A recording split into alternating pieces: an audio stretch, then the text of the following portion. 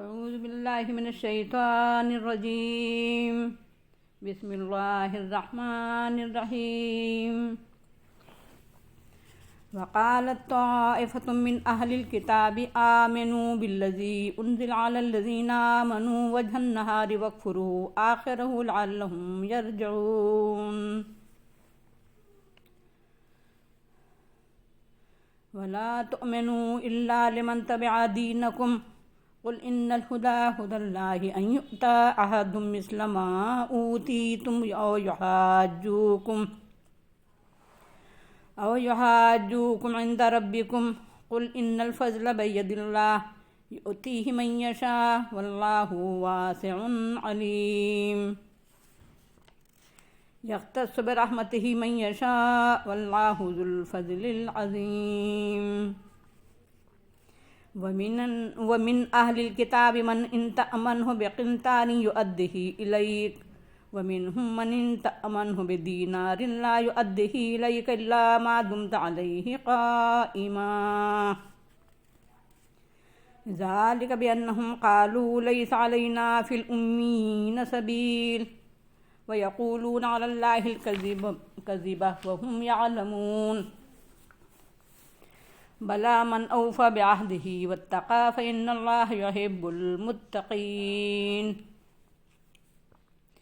إن الذين يشترون بعهد الله وأيمانهم ثمنا قليلا أولئك لا خلاق لهم في الآخرة ولا يكلمهم الله ولا ينظر إليهم يوم القيامة ولا يزكيهم ولهم عذاب أليم. وإن منهم لفريقا يلوون ألسنتهم بالكتاب لتحسبوه من الكتاب وما هو من الكتاب ويقولون هو من عند الله وما هو من عند الله ويقولون على الله الكذب وهم يعلمون. ما كان لبشر أن يؤتيه الله الكتاب والحكم والنبوة ثم يقول للناس كونوا عبادا لي من دون الله ولكن كونوا ربانيين بما كنتم تعلمون الكتاب وبما كنتم تدرسون. ولا يأمركم أن تتخذوا الملائكة والنبيين أربابا أن يأمركم بالكفر بعد إذ أنتم مسلمون. اور اہل کتاب کے ایک گروہ نے کہا کہ جو کچھ ایمان والوں پر اتارا گیا ہے اس پر صبح کے وقت ایمان لے آؤ اور دن کے آخر میں اس کا انکار کر دو شاید کہ وہ واپس آ جائیں اور مت مانو مگر صرف اس کی بات جو تمہارے دین کا پیرو ہے. کہہ دو کہ ہدایت تو دراصل اللہ ہی کی ہدایت ہے. یہ کہ کسی کو اسی کی مثل دیا جائے جو تم کو دیا گیا یا یہ کہ وہ تم سے حجت کریں تمہارے رب کے پاس. کہہ دو کہ فضل تو اللہ ہی کے ہاتھ میں ہے جس کو چاہتا ہے دیتا ہے اور اللہ وسعت والا اور علم والا ہے جس کو چاہتا ہے اپنی رحمت کے ساتھ خاص کر دیتا ہے اور اللہ بڑا فضل والا ہے. اور اہل کتاب میں سے وہ لوگ بھی ہیں اگر ان کے پاس تم ایک انبار امانت رکھ دو تو تمہاری طرف اسے واپس کر دیں گے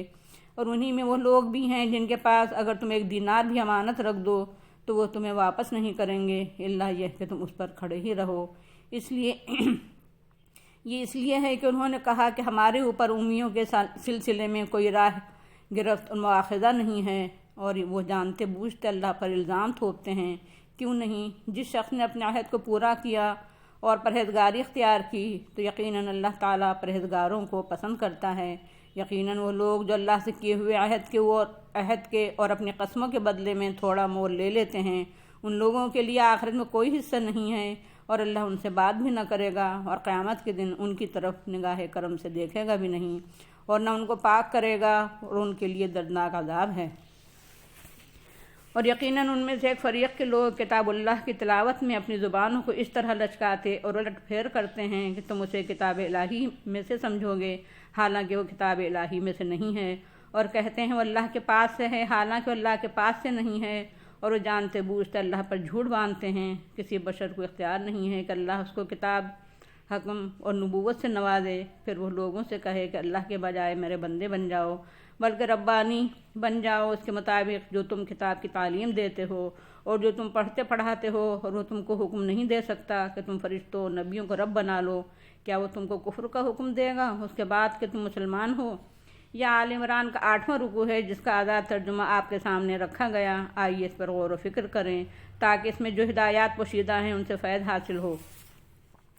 اہل کتاب میں گروہ ان کے لیڈروں اور پیشواؤں میں سے ایسا بھی تھا جو سازشیں کرتا اور اپنے عوام کو شرارتیں سکھاتا تھا کہ اسلام اور مسلمانوں کے خلاف جو کچھ کرنا چاہتے ہیں وہ کر سکیں۔ انہوں نے ایک چال اختیار کی اور عوام کو سکھائی کہ مسلمانوں کے اندر گھس کر اور بظاہر مسلمان بن کر اسلام کو زک پہنچانے کی کوشش کریں، صبح کو اسلام قبول کریں اور شام کو اسلام چھوڑ کر الگ ہو جائیں، تاکہ مسلمانوں میں ابھی جو ایمان اور اسلام میں پختہ نہ ہوئے ہوں اور جن کو اسلام کی تعلیم و تربیت میسر نہ آئی ہو، وہ بھی تمہارے واپس ہونے سے متاثر ہو کر شک و شبہ میں پڑ جائیں اور اسلام چھوڑ کر نکل آئیں۔ اور خود اہل کتاب میں سے جو لوگ اسلام اور مسلمانوں کے کردار سے متاثر ہو رہے ہیں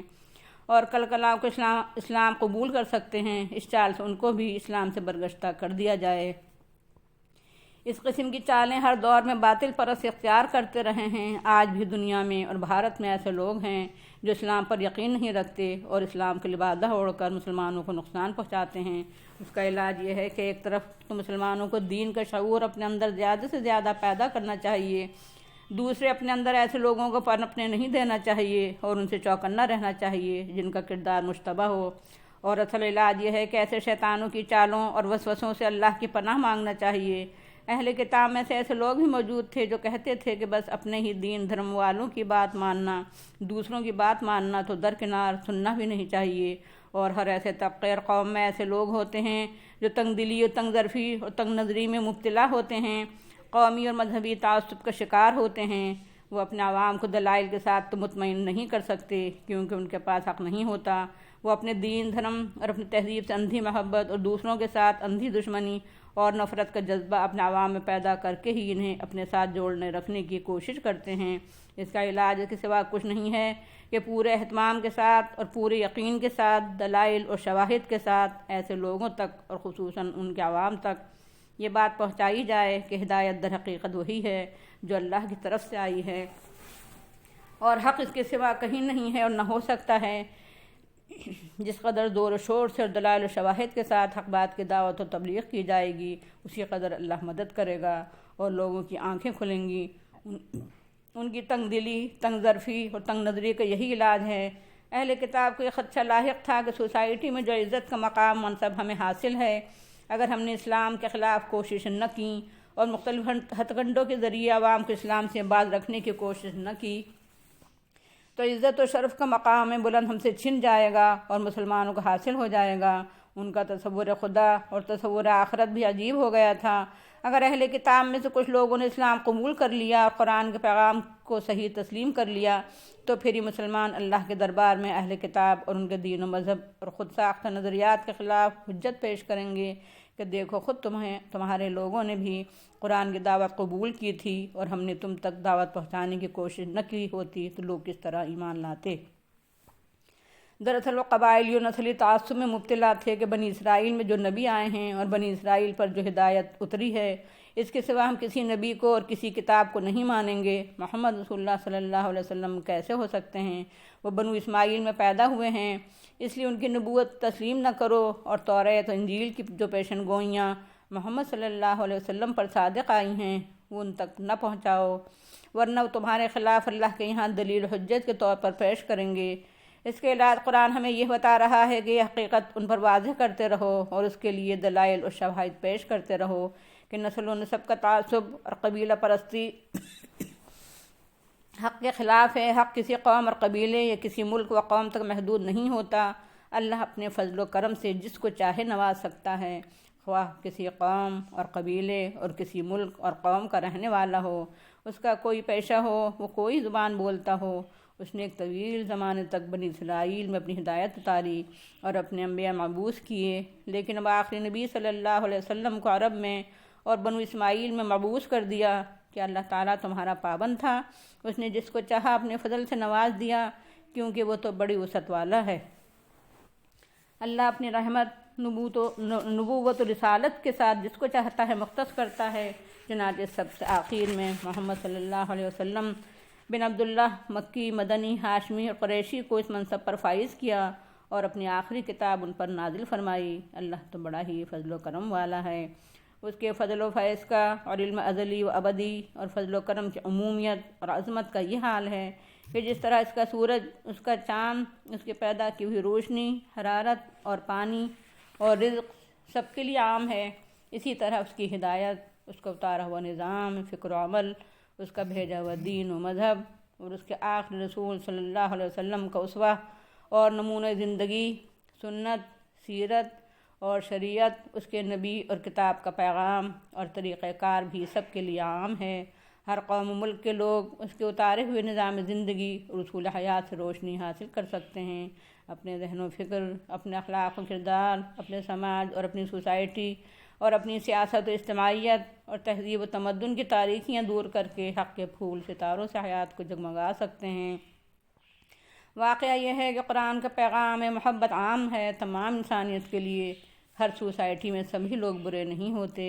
انبیاء علیہ السلام جو ہر قوم اور ہر ملک میں آئے، ان کی تعلیم کا چربہ، عکس اور اس کی جھلک ہر جگہ دیکھی جا سکتی ہے۔ اہل کتاب اور یہودی اور عیسائی تو وہ ہیں جو مشہور انبیاء علیہ السلام سے نسبت اور تعلق رکھتے ہیں۔ قرآن ہر قوم اور ہر ملک کے لوگوں کے ساتھ، ہر خیال اور عقیدے کے لوگوں کے ساتھ انصاف عدل کا معاملہ اور برتاؤ کرنا سکھاتا ہے، اس لیے وہ ہر ایک کی خوبیوں کو بھی تسلیم کرتا ہے۔ چنانچہ اس رکوع میں فرمایا گیا کہ اہل کتاب میں ایسے لوگ بھی ہیں کہ مال و دولت کا ڈھیر بھی تم اگر ان کے پاس بطور امانت رکھ دو تب بھی وہ امانت و دیانت کا حق ادا کریں گے اور تمہاری امانت واپس کر دیں گے، اور ایسے بھی ہیں کہ اگر ایک دینار بھی تم ان کے سپرد کرو تو اس میں خیانت کریں گے اور امانت واپس نہیں کریں گے۔ وجہ ظاہر ہے جو لوگ اللہ کے پیغمبروں کی تعلیم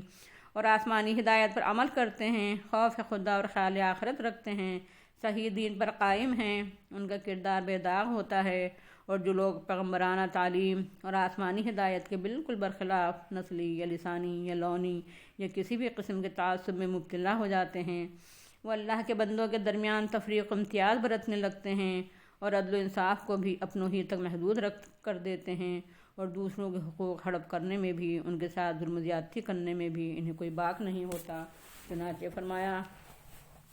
کہ یہ بے دینی اور بددیانتی جو اہل کتاب کے لوگوں میں پیدا ہوئی، وہ اللہ کی کتاب کی تعلیم کے برخلاف اپنوں اور بیگانوں میں تفریق کرنے اور اسرائیلی اور غیر اسرائیلی میں امتیاز کرنے کی وجہ سے ہوئی۔ وہ برملا کہتے تھے ان کے یہاں ایسے قوانین بنا لیے گئے تھے کہ غیر یہودیوں کا مال کھا جانے اور ان پر ظلم و ستم کرنے میں بھی کوئی حرج نہیں ہے۔ آج مسلمانوں میں جن پہلوؤں میں بھی خرابیاں پیدا ہوئی ہیں اور جن کا خمیازہ بھی وہ بھگت رہے ہیں، وہ اللہ کی کتاب کے خلاف عقائد اور اعمال اور اخلاق اور معاملات اختیار کرنے ہی کی وجہ سے ہوئے ہیں، اور ان خود ساختہ قوانین کو جنہوں نے اسرائیلیوں اور امیوں میں فرق و امتیاز برتنے کے لیے بنائے تھے، اللہ کی طرف منسوب کرتے تھے۔ قرآن کہتا ہے ایسے ظالمانہ قوانین کو اللہ کی طرف منسوب کرنا در حقیقت اللہ پر تہمت لگانا اور الزام تھوپنا ہے، کیونکہ وہ یعنی ان کے احبار اور علماء جانتے تھے کہ اس طرح کے ظالمانہ خیالات اور قوانین ہمارے اپنے خود ساختہ ہیں، اللہ کی کتاب میں ایسے قوانین نہیں ہیں۔ آگے قرآن کہتا ہے کہ کیوں نہیں غیر اسرائیلیوں کے ساتھ وہ کچھ ظلم و زیادتی اور ناانصافی کریں گے، اس کا گناہ ان پر ہوگا، اس کا مواخذہ ان سے ہوگا، اس کی سزا ان کو بھگتنا ہوگی۔ البتہ جو شخص اور جو لوگ اللہ سے کیے ہوئے اپنے عہد کو پورا کریں گے، اللہ انہیں انعامات اور اکرامات سے نوازے گا۔ ایمان در حقیقت اللہ تعالیٰ سے عہد وفاداری اور عہد اطاعت ہے، اور ایمان کے تقاضے پورے کرنا اس عہد کا ایفا ہونا ہے، اور اس کے جو لوگ پاس وفا کریں گے اور تقویٰ پرہیزگاری کی روش اختیار کریں گے، وہ خواہ کسی قوم و ملک اور کسی نسب و نسل سے تعلق رکھتے ہوں، تمام پرہیزگاروں کو، تمام ایسے لوگوں کو جو خوف خدا اور خیال آخرت کے تحت زندگی گزاریں، جو احکام الہی پر چلیں، جو اس کی منہیات اور معصیت سے دور رہیں، اللہ تعالیٰ پسند کرتا ہے اور ان سے محبت کرتا ہے، اور ایسے لوگوں کو خوب خوب انعامات اور اکرامات سے نوازے گا۔ البتہ جو لوگ اللہ کے ساتھ کیے ہوئے عہد اور اللہ کے نام کی قسمیں کھا کر دنیا کمائیں اور اللہ کے نام کی عظمت کو بٹا لگائیں اور اس کے ساتھ باندھے ہوئے عہد کا پاس و لحاظ نہ کریں، اور ایمان کے تقاضے پورے کرنے کے بجائے فسق و فجور میں مبتلا ہوں، ایسے بے ایمانوں اور بد کرداروں کے لیے آخرت میں کوئی حصہ نہیں ہے۔ اللہ تعالیٰ ایسے لوگوں سے لطف و کرم اور ترس و ترحم کے انداز میں بات بھی نہیں کرے گا، اور نہ نگاہ کرم سے انہیں دیکھے گا اور نہ ان کی گناہوں سے لت پت زندگی کو پاک کرے گا، بلکہ ایسے لوگوں کو دردناک عذاب میں مبتلا کرے گا۔ ہاں، اس کے یہ رحم و کرم و لطف و مہربانی اور ترحم ہی ہے کہ قیامت کے دن کا آنے سے پہلے دنیا ہی میں پہلے سے ان کو آگاہی دے رہا ہے کہ وہ اپنی غلط فکری اور غلط عملی سے باز آ جائیں، تاکہ انجام بد سے انہیں دوچار نہ ہونا پڑے۔ اس کا دامن رحمت بڑا وسیع ہے، اس کا فضل بڑا عظیم ہے۔ توبہ کا دروازہ مرتے دم تک کھلا ہوا ہے اور قیامت تک کھلا رہے گا۔ ان اہل کتاب میں سے ایک فریق ایسا بھی تھا، اور ظاہر ہے کہ ان کے احبار اور رہبان کا فریق ہوگا جو قرآن کے الفاظ اور عبارتوں کو زبان کے جھٹکے سے اور زبان کو لچکا کر کچھ سے کچھ بنا دیتے تھے اور ان کے ذریعے اپنے من پسند معنی مفہوم نکال لیتے تھے۔ اس طرح وہ اپنا پسندیدہ خیال اللہ کی کتاب سے نکال کر اللہ کی طرف منسوب کر دیتے تھے، حالانکہ وہ اللہ کی کتاب کے خلاف خیال، عقیدہ اور حکم ہوتا تھا۔ اس طرح وہ جان بوجھ کر اللہ کی طرف جھوٹ منسوب کرتے تھے۔ افسوس کہ موجودہ امت مسلمہ میں بھی ایسے لوگ ہیں جو قرآن مجید کے ساتھ یہی برتاؤ کرتے ہیں۔ مثلاً آیت انما انا بشر مثلکم، یعنی اس کے سوا کوئی حقیقت نہیں ہے کہ میں تمہاری ہی طرح ایک بشر ہوں، ان الفاظ کو ٹکڑے کر کے اس طرح پڑھتے کہ انما انا بشر مثلکم، یعنی یقیناً میں تمہاری طرح بشر نہیں ہوں۔ اس طرح قرآن کے خلاف رسول کو بشر کے بجائے خدا بنانے کی کوشش کی جاتی ہے، جبکہ یہ بات پوری قرآن تعلیم کے خلاف ہے۔ اس طرح تو آیت توحید کو توڑ مڑوڑ کر اس سے بھی شرک ثابت کیا جا سکتا ہے۔ آیت ہے انما الہکم الہ واحد، اس کے سوا حقیقت اور کچھ نہیں ہے کہ تمہارا معبود اکیلا و یکتا معبود ہے۔ اس کو اگر انما